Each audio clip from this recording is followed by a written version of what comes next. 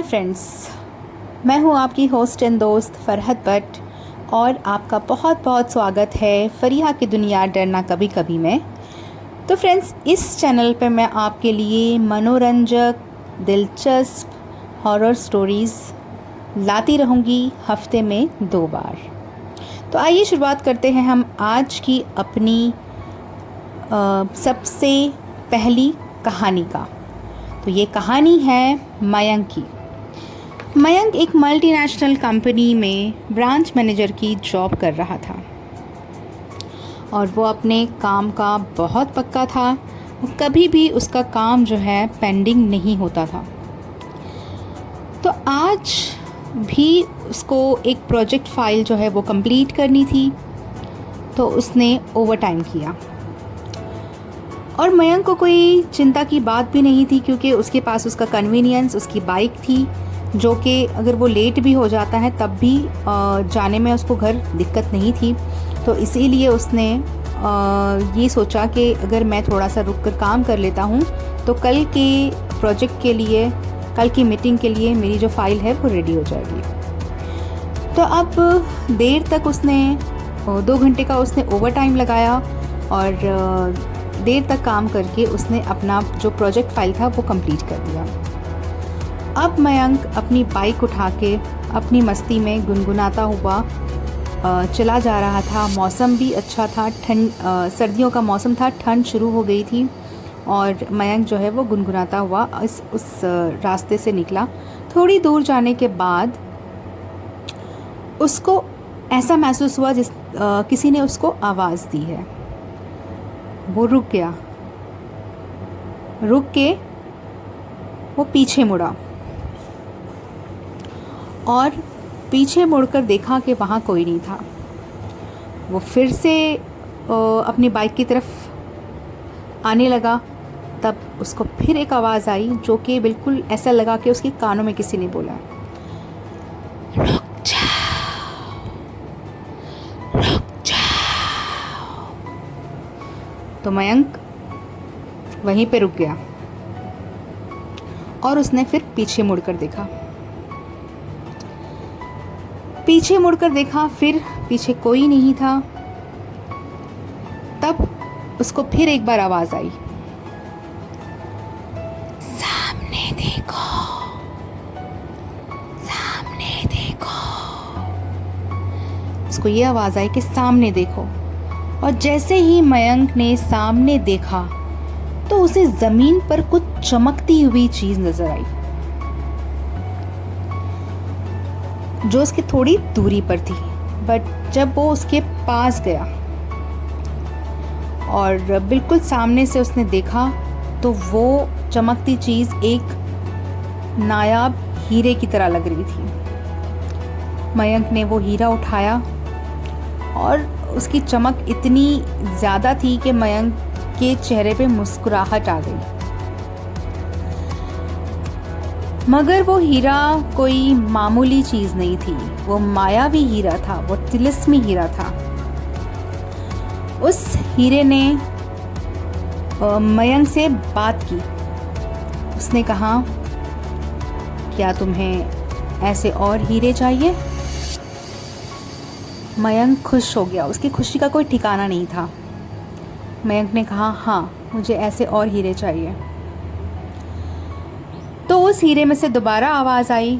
उसने कहा कि जहाँ तुम खड़े हो वहाँ की ज़मीन खोदो, वहाँ तुम्हें और भी बहुत सारे ऐसे हीरे मिलेंगे जो कि बहुत नायाब है। मयंक की खुशी का तो कोई ठिकाना ही ना। उसने जल्दी से वो हीरा जो उसके हाथ में था उसको अपने पॉकेट में डाला और पागलों की तरह, दीवानों की तरह उस ज़मीन को खोदने लगा कि वहाँ से और उसको हीरे मिलेंगे। उसने काफ़ी स्ट्रगल की, काफ़ी ज़मीन खोदता गया, खोदता गया, खोदता गया। तकरीबन उसने 2 फीट की ज़मीन जो है वो खोद दी। और जब उसका हाथ किसी चीज़ पर पड़ा तो उसने गौर से देखा, क्योंकि वहाँ रात हो गई थी, अंधेरा बहुत ज़्यादा था। तो उसको देखना भी मुश्किल हो रहा था, लेकिन उसने जैसे ही वो पूरी मिट्टी हटाई तो उसने देखा कि वहाँ पर एक कटा हुआ सर था। मयंक बिल्कुल शॉक्ड, उसके हाथ पैर में से जान निकल गई थी और वो डर के मारे उसकी आवाज़ बंद हो गई थी, उसकी चीख भी नहीं निकल पा रही थी और वो डर के पीछे हो गया। थोड़ी देर में उसने देखा कि वो जो सर था ज़मीन में दफन, वो सर हवा में उड़ रहा है। वो सर उसके आस-पास के उसने कई चक्कर लगाए। तो मयंक उठ खड़ा हुआ और बिल्कुल घबराहट के मारे, उसकी हालत बुरी थी, उसके मुंह से आवाज़ नहीं निकल रही थी। सर्दियों का मौसम था लेकिन फिर भी उसके पूरे शरीर से पसीना निकल रहा था, उसके चेहरे से पसीना निकल रहा था। तब उसने उसे एक आवाज़ आई। उस कटे हुए सर ने बोला कि तुम्हें मुझसे डरने की कोई ज़रूरत नहीं है, मैं तुम्हें कुछ नहीं कहूँगा, मैं तुम्हें कुछ नहीं करूँगा।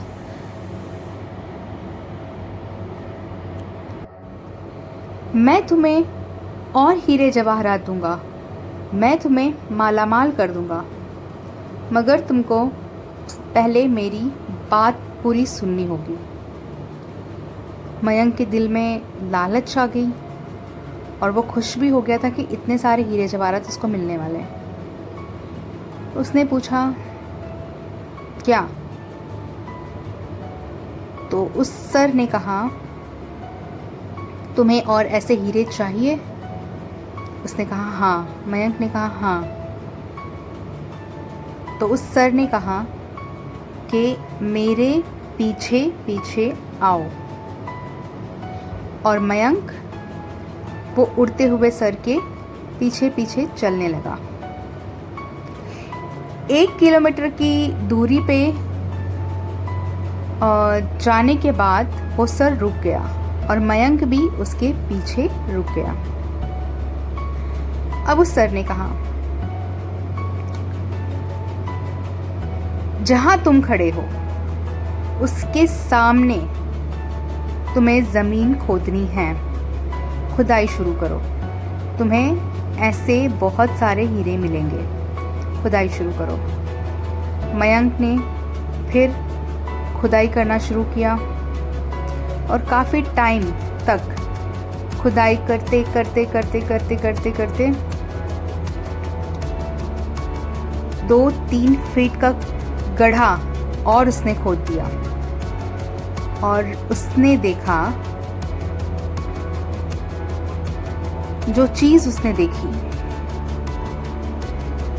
वो बिल्कुल सन्न रह गया और उसके हाथ पैर, जैसे उसके पैरों तले ज़मीन खिसक गई हो। उसने देखा कि वहाँ पर उस सर का धड़ था। अब आप सोचिए कि बगैर सर का धड़ कैसा लगेगा और बगैर धड़ का सर कैसा लगेगा। तो उसको तो कोई भी देख के जो है वो बिल्कुल हक्का बक्का रह जाएगा। तो यही हाल मयंक का हुआ। मयंक भी बिल्कुल परेशानी में और बहुत ज़्यादा मानो कि बहुत ही कंफ्यूज हो गया था, बहुत डर गया था। उसको कुछ एक्सप्रेस करना नहीं हो रहा था कि वो डर रहा है या क्या हो रहा है उसके साथ में। तब उस सर ने कहा तुम मेरी बात मानो और मैं तुम्हें माला माल कर दूंगा।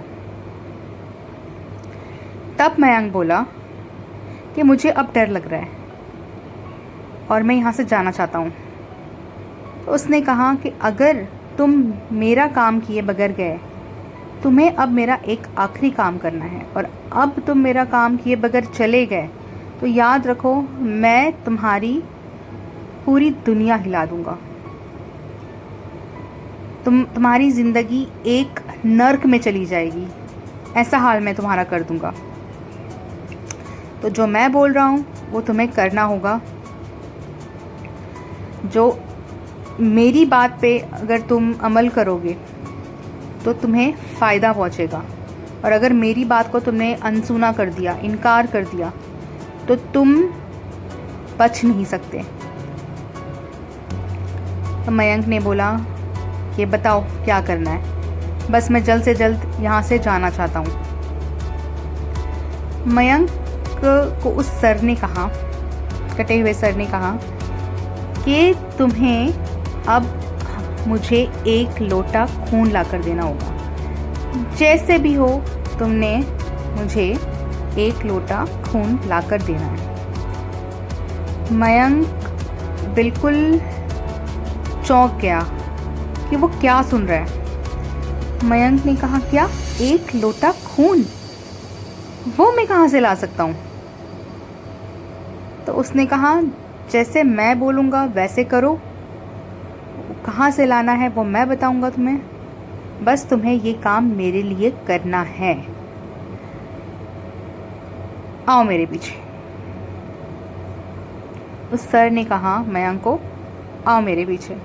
सर फिर से हवा में उड़ने लगा और मयंक उसके पीछे पीछे पीछे जाने लगा। कुछ दूर जाने के बाद उसने एक तरफ एक इंसान को जाते हुए देखा और मयंक से कहा, वो जो इंसान दिख रहा है, तुम्हें उसका खून लाकर देना होगा, तुम्हें उसको मारना होगा और उसका खून मुझे लाकर देना होगा। मयंक बिल्कुल हक्का बक्का रह गया और उसने सीधे साफ लफ्ज़ों में मना कर दिया कि नहीं, मैं किसी का खून नहीं कर सकता, वरना मेरी क्या लाइफ रहेगी, मुझे पुलिस पकड़ के ले जाएगी, मुझे जेल हो जाएगी, मेरा घर बर्बाद हो जाएगा, मेरा सारा करियर ख़राब हो जाएगा, मैं ये काम बिल्कुल नहीं करूँगा। वो सर गुस्से में आ गया और उसने अपनी आंखें बड़ी कर दी और अपनी जो शक्ल थी वो बहुत ज़्यादा भयानक करके उसे कहा कि अगर तुमने मेरी बात नहीं मानी तो मैं सिर्फ तुम्हें ही नुकसान नहीं पहुंचाऊंगा, तुम्हारे साथ साथ मैं तुम्हारी पूरी परिवार को मैं ख़त्म कर दूंगा, तुम्हारे पूरे परिवार को मौत दे दूंगा। तुम मेरी बात नहीं सुनोगे तो नुकसान उठाओगे, अगर मेरी बात सुनोगे तो फ़ायदे में रहोगे। मयंक ने सोचा कि मैं अब फंस तो गया हूँ, किसी ना किसी तरह से इससे अगर जान छूटती है तो मैं जान छुड़ा के भागूं, वरना इस सर ने मेरा पीछा नहीं छोड़ना। तब उसने कहा ठीक है। तब वो सर कुछ अपनी तंत्र विद्या से एक लोटा और एक खंजर, एक चाकू मयंक की तरफ करता है और बोलता है कि जल्द से जल्द जाओ और मुझे खून ला दो। मयंक उसकी बात का, क्योंकि अब वो फंस गया था तो उसको तो किसी ना किसी तरीके से, मुजरिम तो वो बन गया था, विक्टिम तो वो हो ही गया था, लेकिन फिर भी उसको अपनी जान उसको बचानी थी किसी ना किसी तरीके से। तो वो लोटा और खंजर लेके उस आदमी की तरफ चल पड़ता है और थोड़ी देर के बाद वो लोटे में खून लेकर उस सर के सामने रखता है कि लो। और वो सर उस खून को देख के बहुत ज़्यादा खुश हो जाता है, कहता है ये हुई ना बात, अब ये दुनिया मेरी, ये नगरी मेरी, ये शहर मेरा। और वो ज़ोर ज़ोर से हंसने लगता है। अब वो मयंक से कहता है कि जल्द से जल्द ये खून मेरे शरीर पे डालो। जो बॉडी उसको मिली थी खोदते टाइम पे, कहता है कि उस बॉडी पे ये खून डालो। मयंक वैसे ही करता है, उस बॉडी पे खून डालता है। जैसे जैसे खून उसकी बॉडी में जाता रहता है वैसे वैसे उसका सर जो है उसकी शरीर के करीब आने लगता है।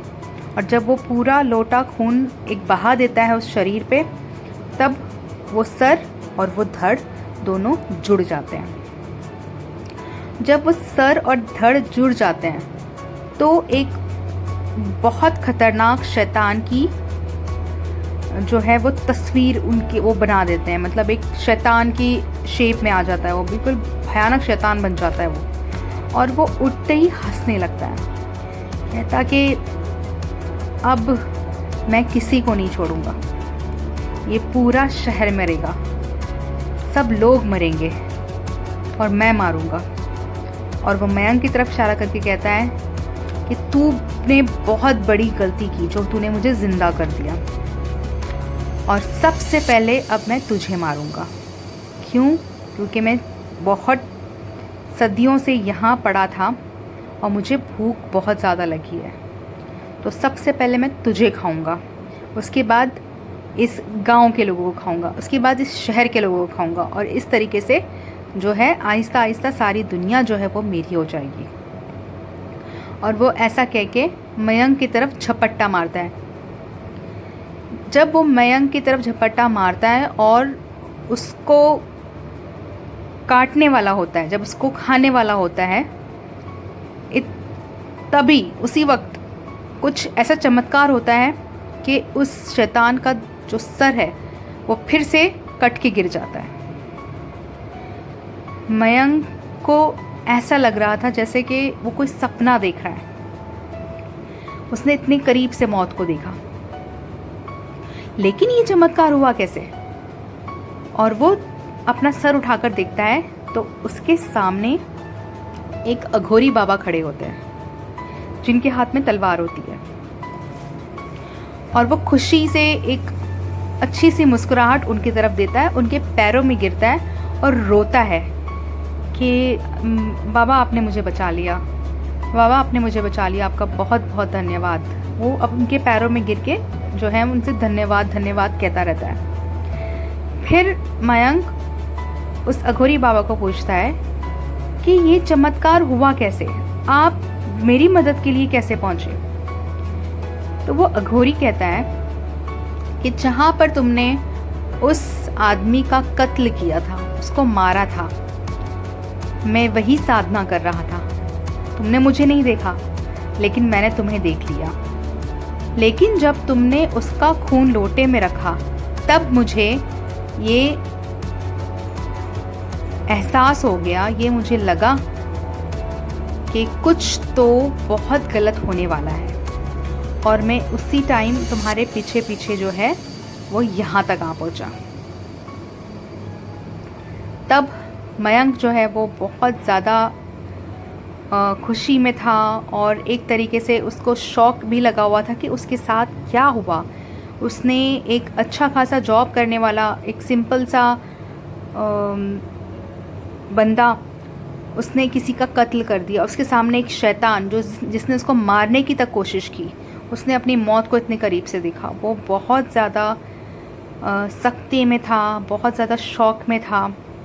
और आज भी जब उस समय को वो याद करता है, उस घटना को वो याद करता है, तो बहुत ही ज़्यादा परेशान हो जाता है। तो ये थी मयंक की कहानी। आपको ये कहानी कैसी लगी, प्लीज़ एक कमेंट करके ज़रूर बताना। तो मिलती हूँ आपको नेक्स्ट स्टोरी के साथ। Till then, bye bye.